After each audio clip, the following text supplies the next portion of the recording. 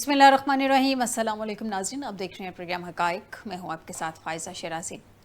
ناظرین، ایک بڑی پازیٹیو جسچر سامنے آیا ڈونلڈ ٹرمپ کی طرف سے۔ ویسے تو کریڈٹ وہ ہر دفعہ سیز فائر کا لینے کی کوشش کرتے ہیں، لیکن اب کی دفعہ صورتحال تھوڑی سی ڈیفرنٹ ہے۔ ایران اور اسرائیل کے درمیان سیز فائر بھی ہو گیا، اب جو تھوڑی دیر پہلے کی اطلاعات تھیں کہ سیز فائر کی خلاف ورزی بھی ہو گئی۔ جو خلاف ورزی ہوئی ہے پہلے میں آپ کو وہ بتا دیتی ہوں، کیونکہ سیز فائر کی پھر ایک لمبی کہانی ہے۔ جو خلاف ورزی ہوئی ہے وہ ایران کے دارالحکومت تہران میں دھماکے سنے گئے ہیں اور اسرائیلی فضائیہ نے تہران کے نزدیک ریڈار کو نشانہ بنایا ہے، ایرانی میڈیا یہ رپورٹ کر رہا ہے۔ اب ناظرین آ جاتے ہیں سیز فائر کی طرف۔ امریکی درخواست پہ قطر کی ثالثی ایران اور اسرائیل میں جنگ بندی کا آغاز جو کروایا گیا ہے۔ آپ کو یاد ہوگا کہ رات کو ہم نے دیکھا تھا کہ قطر پہ امریکہ کے ہوائی اڈے پہ ایران نے حملہ کیا تھا، اور یہ ان ایکسپیکٹڈ نہیں تھا۔ آلریڈی ایران یہ اناؤنس کر چکا تھا جب امریکہ ڈائریکٹلی اس جنگ کا حصہ بنا تھا کہ آپ نے چونکہ ہمیں ڈائریکٹلی ہٹ کیا ہے تو ہم پھر آپ کو رسپونڈ کریں گے اور آپ کو جواب دینے کا حق محفوظ رکھتے ہیں۔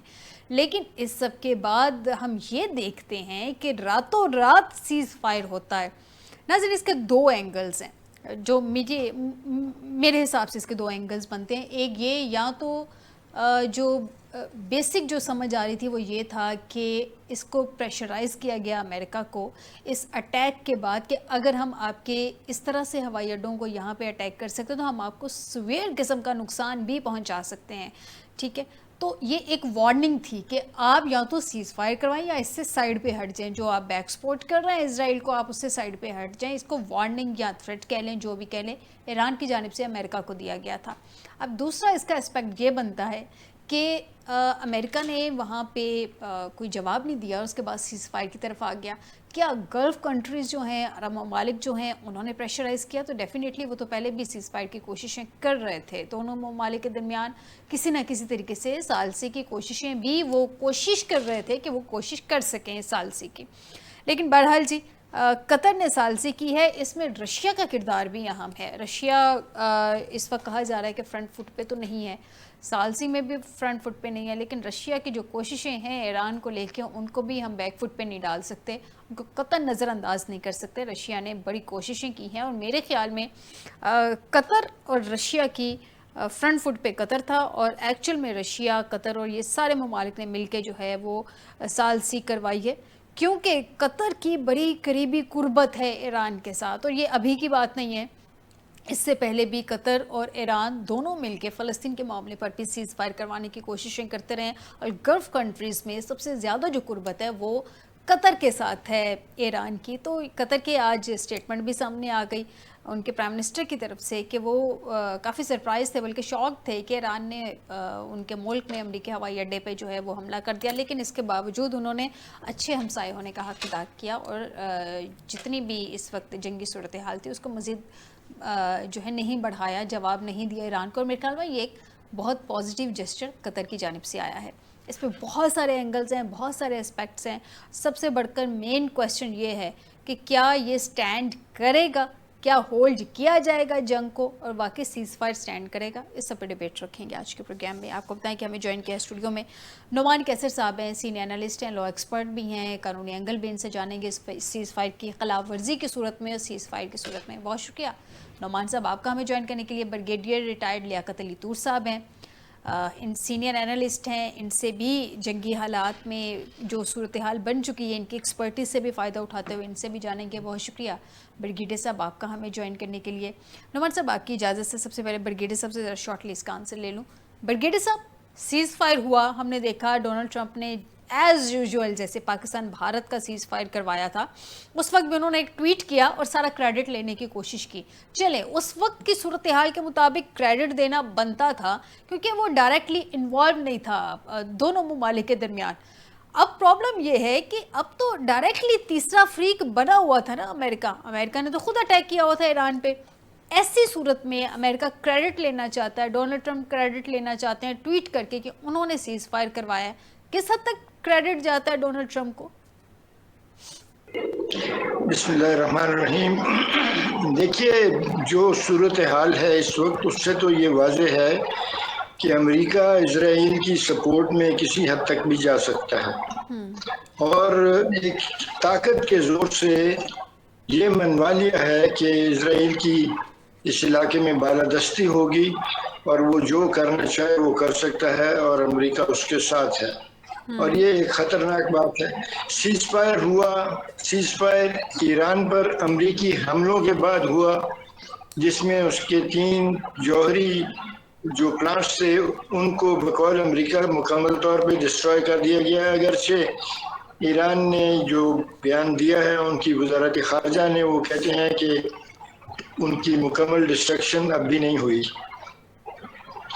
تو سیز فائر کروایا گیا، جنگ بھی جنہوں نے شروع کرائی انہوں نے ہی سیز فائر کروا دیا، تو یہ تو اہل ہوس بنے ہیں، مدعی بھی منصف بھی۔ تو دنیا کے سامنے وہی فیض والا کوشچن ہے، کس سے وکیل کریں، کس سے منصفی چاہیں۔ تو یہ اہل ہوس کی بالادستی قائم ہے، لیکن قدرت کا قانون یہ ہے کہ اس قسم کی بالادستی دیر تک رہتی نہیں ہے۔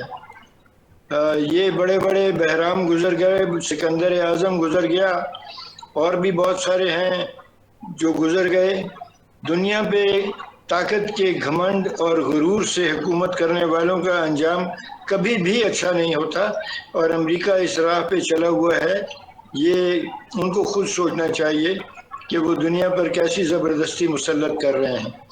جہاں تک بات ہے سیز فائر کی وائلیشنز کی، وہ تو جس اصول کے تحت سیز فائر ہوا ہے وہ طاقت کا اصول ہے، اور جن کے پاس طاقت ہے وہ کوئی بھی بہانہ بنا کر دوبارہ حملے کر سکتے ہیں۔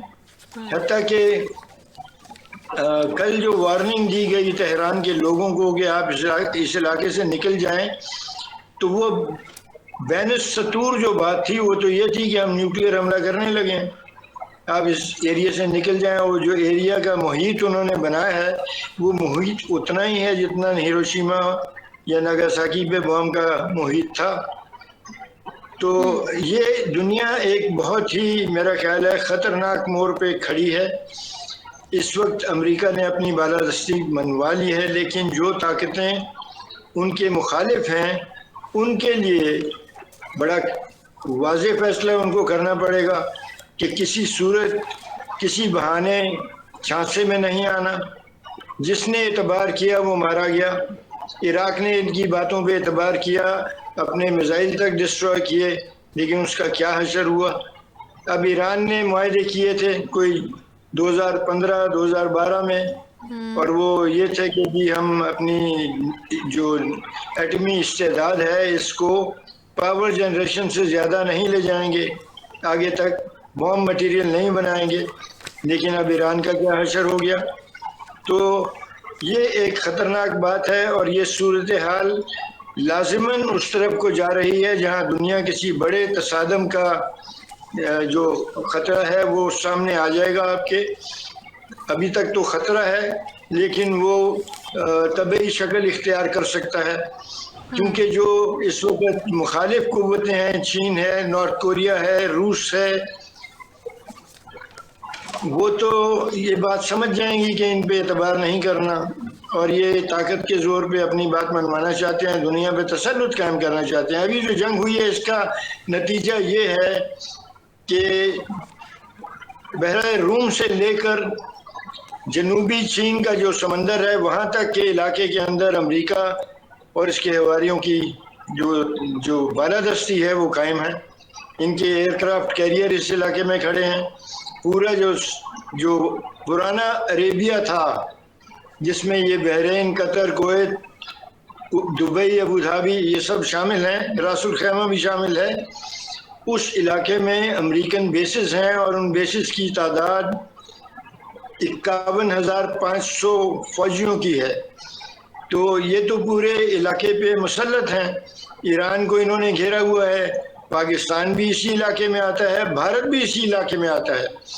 پاکستان نے ابھی تک اپنی جو آپ کہیں غیر جانبداری قائم رکھی ہوئی ہے، اور چین سے بھی دوستی ہے، امریکہ سے بھی دوستی ہے، بڑی آپ کہہ سکتے ہیں کہ کامیاب خارجہ پالیسی ابھی تک تو ہے، لیکن جو آنے والا وقت ہے اس کے اندر چننا پڑے گا کہ ہم کس کے ساتھ ہیں۔ ٹھیک ہے، ٹھیک ہے، اگر میں آپ امریکہ برگیڈیئر کے ساتھ ہیں، صاحب آنے والے وقت میں خارجہ پالیسی کو لے کے میں ڈیفینیٹلی آپ سے پوچھوں گی اور آپ مجھے اپنا پوائنٹ آف ویو اس پہ بتائیے گا. میں ذرا سیز فائر کے حوالے سے نعمان سے بھی بات کر لوں. نعمان، سیز فائر ہو گیا، بہت اچھی بات ہے، بہت اچھا جسچر ہے، ہونا بھی چاہیے. ہم جنگوں کو قطعاً پروموٹ نہیں کرتے، اور جس طرح سے بھارت نے پاکستان پہ مسلط کی تھی جنگ، اسی طرح سے اسرائیل نے ایران پہ مسلط کر دی جنگ. لیکن پرابلم یہ ہے کہ ساتھ وائلیشن بھی ہو گئی. پہلے اسرائیل نے ایران پہ الزام لگا دیا، جو ابھی تھوڑی دیر پہلے کی خبریں ہم دیکھ رہے تھے کہ ایران نے سیز فائر کی خلاف ورزی کی ہے. اب جو ہے وہ ایران کے اوپر جو ہے وہ ایرانی میڈیا بتا رہا ہے کہ اسرائیل نے خلاف ورزی کر دی ہے. پرابلم یہ ہے کہ ایران جو کمٹمنٹ کرے گا، جتنا ہم ایران کو جانتے ہیں، جو ان کی ہسٹری ہے، تو وہ اپنی کمٹمنٹ فلفل کرے گا. دوسری سائڈ کی گارنٹی کون لے گا؟ اسرائیل جو اس کا بغل بچہ ہے، اس کی کیا امریکہ گارنٹی لے گا کہ وہ خلاف ورزی نہیں کرے گا؟ ڈونلڈ ٹرمپ تو تھریٹن بھی کر رہے ہیں، ان کو تنقید بھی کر رہے ہیں، یہ بھی بتا رہے ہیں کہ آپ نے خلاف ورزی کر دی، اور وہ ناراضگی کا اظہار بھی کر رہے ہیں کہ ناراضگی کا اظہار کرنے سے وہ خلاف ورزی نہیں کرے گا اسرائیل. جی دیکھیں، بنیادی سوال یہ ہے کہ جس چیز کی بنیادی غلط ہو، غیر قانونی ہو، بین الاقوامی قوانین کے خلاف ہو، وہ جتنا بھی آپ آگے جائیں گے، سیز فائر کی آپ بات کرتے ہیں، تو آپ کو سب سے پہلے یہ چیز دیکھنی پڑے گی کہ یہ جو حملے کیے گئے، سب سے پہلے میں یہ بات کروں گا کہ اسرائیل نے جو حملہ کیا ایران کے اوپر، سیز فائر کی طرف میں اسی طرح آگے آؤں گا. تو کیا ایران نے کیا ان پہ حملہ کیا تھا؟ یو این کا جو چارٹر کہتا ہے کہ کسی بھی دوسرے ملک پہ حملہ کرنے کے لیے یا تو آپ اپنے دفاع میں آئیں گے یا یونائٹڈ نیشن سیکورٹی کونسل آپ کو آتھرائز کرے under chapter 7 of the U N charter. ان دونوں میں سے کوئی چیز بھی ایسا نہیں تھی. ان کا جو ایک کنٹینشن ہے وہ یہ کہتے ہیں کہ یہ ہمارا اینٹیسپیٹری ڈیفنس تھا، پیش کی دفاع تھا، کہ ہمیں کیونکہ خطرہ تھا کہ ایران ایٹم بم بنا لے گا، اور جب یہ ایٹم بم بنا لے گا تو اس کے بعد یہ ہمارے پہ حملہ کرے گا. اگر بنا لے گا تو اس سے کیا فرق؟ دیکھیں، یہی پریمپٹیو سٹرائکس آپ دیکھیں نا، 2003 میں چلے جائیں، عراق میں بھی ویپن آف ماس ڈسٹرکشن کی انہوں نے بات کی تھی. یہ ڈاکٹرن آف پریمپٹیو سٹرائکس اس وقت ہی نکالا گیا تھا نا، کہ یہ ہے یہ سیلف ڈیفنس کا طریقہ کار، لیکن ہے کہ اس سے پہلے کہ وہ ہمارے پہ حملہ کریں، بعد میں سیلف ڈیفنس کریں، تو ہم اپنے سیلف ڈیفنس کے لیے پہلے ہی ایکشن کیوں نہ لے لیں. اب یہ بھی ڈیبیٹیبل ہے، انٹرنیشنل لاء میں اس پہ کافی ڈیبیٹس ہوئی، اور اس حد تک یہ قابل قبول نہیں ہے. دوسری بات کرتے ہیں جو میں نے بات کی تھی کہ بنیادی ٹھیک نہیں ہے. اس کے بعد امریکہ نے جس طرح اس سارے تصادم کے اندر اپنا حصہ ڈالا، کیا امریکہ پہ کسی نے حملہ کیا؟ کیا امریکہ کو یونائٹڈ نیشن سیکورٹی کونسل نے اتھرائز کیا؟ یہ دو ہی ایکسیپشن ہیں. یو این چارٹر کا آرٹیکل 2 سب آرٹیکل 4 یہ کہتا ہے کہ کوئی بھی ملک کسی دوسرے ملک کی سالمیت پہ اس کی ٹیریٹوریل انٹیگریٹی کو وائلیٹ نہیں کرے گا. ہاں، البتہ اپنے دفاع میں یا یونائٹڈ نیشن سیکورٹی کونسل کی اتھرائزیشن میں. یہ دونوں جو صورتحال تھی امریکہ کی صورت میں تو موجود نہیں تھی. تو امریکہ نے جو اٹیک کیا ایران پہ، یہ بھی بین الاقوامی قوانین کی صریحاً خلاف ورزی ہے. اب جب یہ ساری چیز ہم مد نظر رکھیں گے تو اب آپ کا ایک کویشچن ہے کہ کیا سیز فائر کر کے اس کو وائلیٹ نہیں کریں گے؟ ان کے لیے وائلیٹ کرنا کیا مسئلہ ہے؟ جو پہلے حملے کر رہے ہیں وہ بین الاقوامی قوانین کی دھجیاں اڑا رہے ہیں. تو کیا یہ جو سیز فائر کر کے، وہ بھی سیز فائر کو گراؤنڈ پہ نظر نہیں آ رہا ہے سچ. وہ جو بات کی ہے بریگیڈیئر صاحب نے کہ وہ تو طاقت کے زور پہ ایک سیز فائر کروایا جا رہا ہے. یہ ٹرمپ صاحب کا آ کے اپنے ٹویٹر جو ان کی اپنا ایک سوشل میڈیا ہے ٹروتھ سوشل، اس پہ آ کے وہ ٹویٹ کر دینا کہ میں نے سیز فائر کروا دیا ہے، ساری دنیا کو مبارکیں ہوں، اور اس کی تھوڑی دیر بعد اسرائیل پھر اپنے سیز فائر کو بریک کر دیتا ہے. ایران تو ہم اس وقت کا دیکھ رہے ہیں کہ وہ تو اپنے دفاع میں حملے کرتا ہے واپس. کبھی بھی ایران نے سیز فائر جو کل تک لگ رہا تھا کہ ایران نے جس طرح ان کی جو قطر کے اندر بیس پہ حملہ کیا، وہ بالکل ایک سمبولک تھا.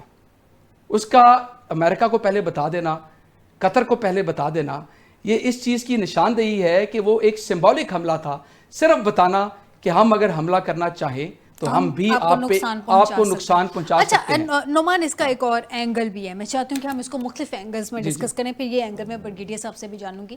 میرے خیال میں اس کا ایک اینگل یہ ہے کیونکہ جب بھارت نے پاکستان پہ اٹیک کیا تھا اس وقت ہماری فضائی حدود کھلی تھی.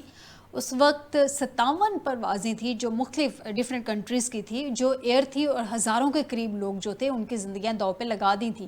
ہمارا ایئر ڈیفنس سسٹم ایکٹیو اس وقت نہیں ہوا تھا کیونکہ ہم ان کو داؤ پہ نہیں لگا سکتے تھے. اگر خدا نہ خاصا ایئر ڈیفنس سسٹم ہم آن کر دیتے تو ان کو خطرہ ہو جانا تھا ان فلائٹس کو. تو پھر وہ ہم پہ اٹیک ہوا.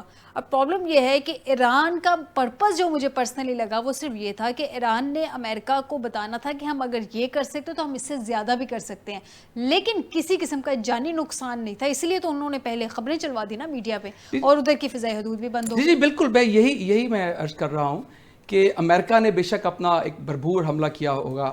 ان کا جو ایک مطمع نظر تھا کہ ایران کی جو نیوکلیر کیپیبلٹی ہے اس کو سرے سے ختم کر دیا جائے, وہ اس میں کامیاب ہوئے ہیں یا نہیں ہوئے یہ علیحدہ ڈیبیٹ ہے. ایران اس کو ایران تو اس کو بالکل, ایران تو تردید کرتا ہے اور کرنا بنتا بھی ہے ان کا, کیونکہ جنگ میں اس طرح ہار ایکسیپٹ کرنا تو اسٹریٹ میں نہیں بنتا. لیکن یہ بات بھی اوپن ہے, نظر آ رہی ہے کہ اتنا موقع تھا ایران کے پاس کہ اس نے اپنی نیوکلیر فیسلٹیز کہیں نہ کہیں اور ان کو موو کر لیا ہوگا. اب سوال یہ ہے کہ ایران نے جو حملہ کیا ہے وہ اتنا بھرپور کیوں نہیں کیا.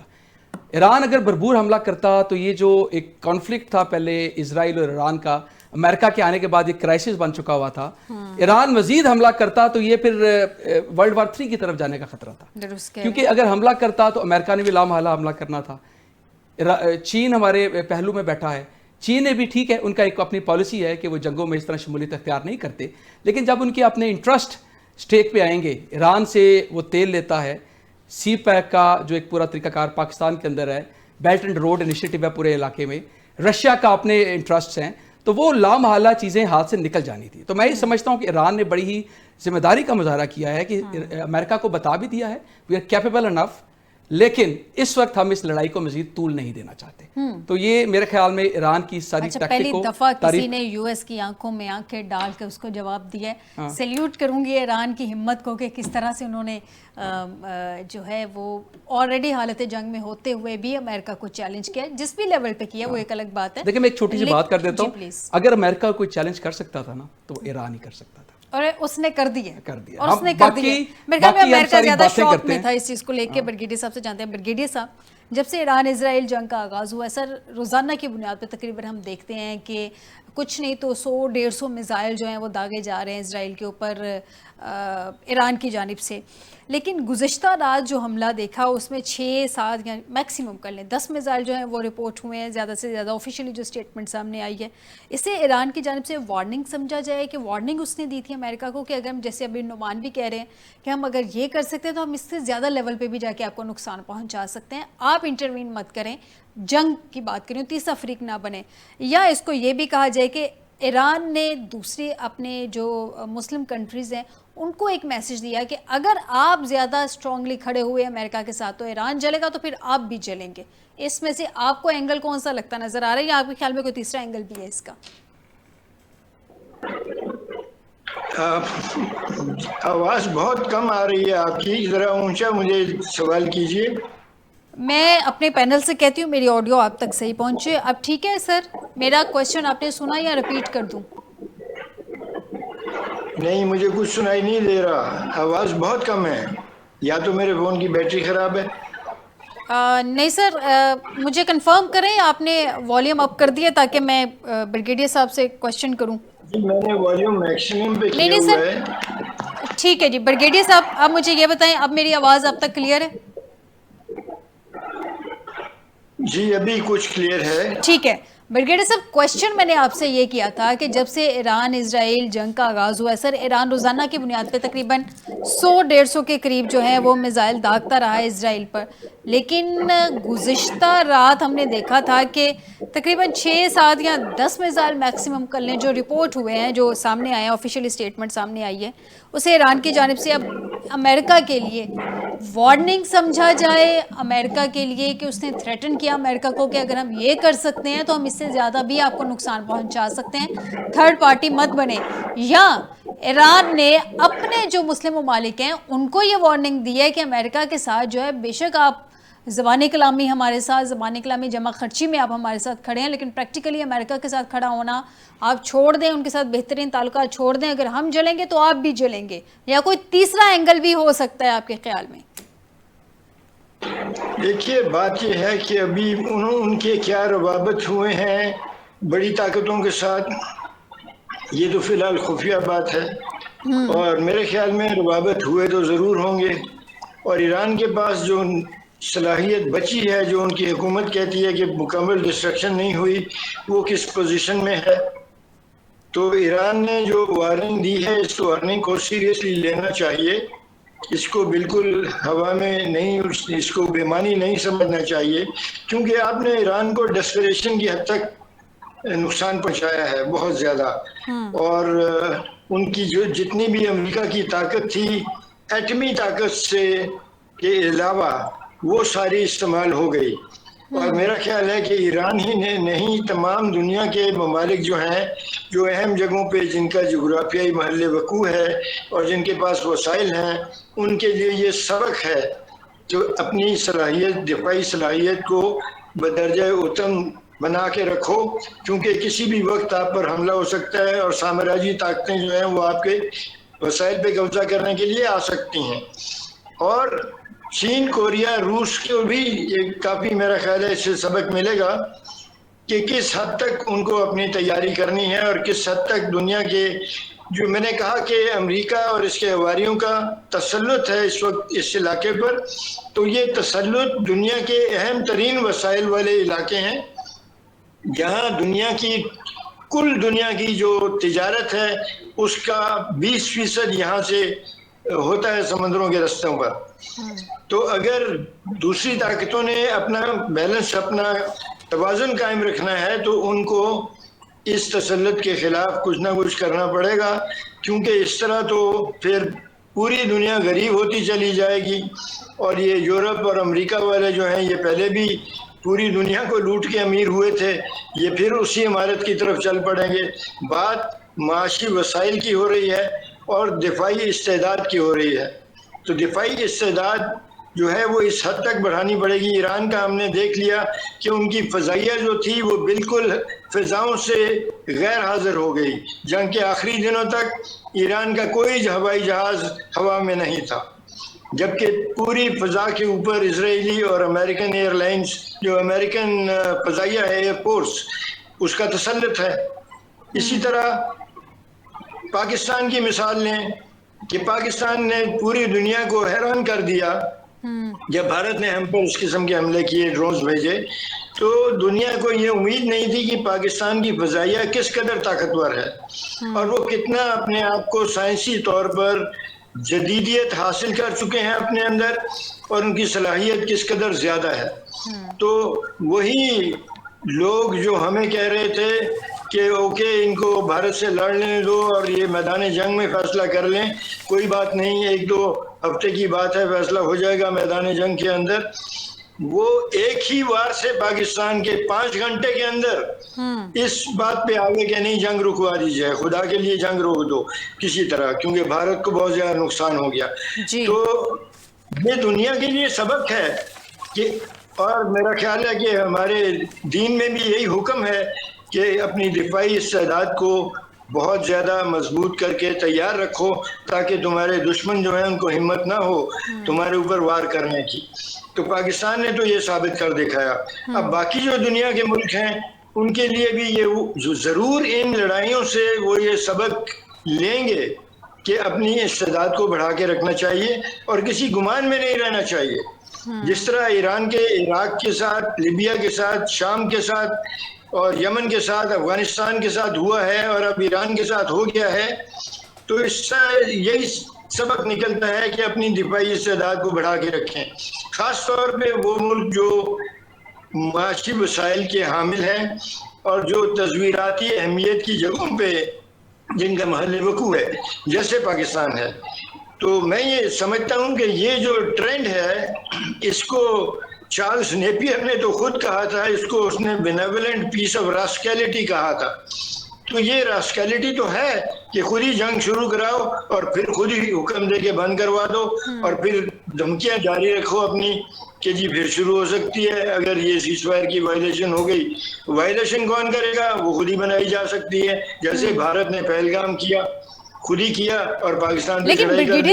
لیکن بریگیڈیئر صاحب یہاں پہ یہ بھی بڑا امپورٹنٹ ہے کہ سیز فائر ہولڈ رہے گا, ہولڈ کیا جائے گا یا نہیں, یہ اس پہ بڑا اہم کویسچن ہے نا, کیونکہ سیز فائر تو کروا دیا تھا حماس کے درمیان، یعنی کہ غزہ فلسطین کے درمیان اور اسرائیل کے درمیان، وائلیشن کچھ ہی دن کے بعد وہاں کے سیز فائر کی بھی سب سے پہلے اسرائیل نے ہی کی تھی.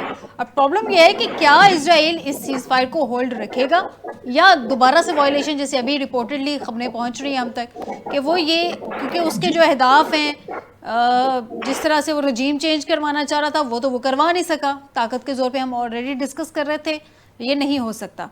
تو دوسرا تھا نیوکلیئر، وہ بھی ریپورٹڈلی ایران اس کو تردید کر رہا ہے.